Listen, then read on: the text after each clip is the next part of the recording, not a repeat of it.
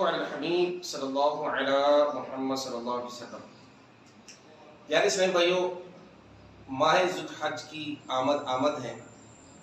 آج ہم ذو الحج کے متعلق کچھ مدنی پھول سننے کی سعادت حاصل کریں گے۔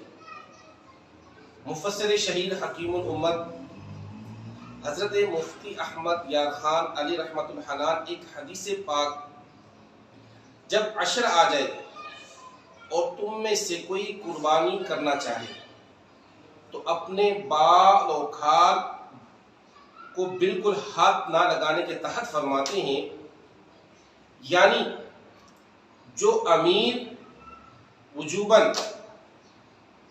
یا فقیر نفلاً قربانی کا ارادہ کرے، وہ ذو الحجۃ الحرام کا چاند دیکھنے سے قربانی کرنے تک ناخن، بال اور اپنے بدن کی مردار کھال وغیرہ نہ کاٹے، نہ کٹوائے، تاکہ حاجیوں سے قدر یعنی تھوڑی سی مشابہت ہو جائے کہ وہ لوگ احرام میں حجامت نہیں کرا سکتے، اور تاکہ قربانی ہر بال ناخن کے لیے جہنم سے آزادی کا فدیہ بن جائے۔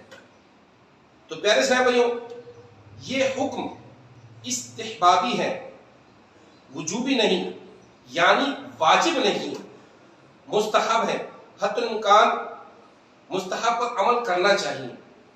البتہ کسی نے بال ناخن کاٹ لیے تو گناہ بھی نہیں، اور ایسا کرنے سے قربانی میں خلل بھی نہیں آتا، قربانی بھی درست ہو جاتی ہے۔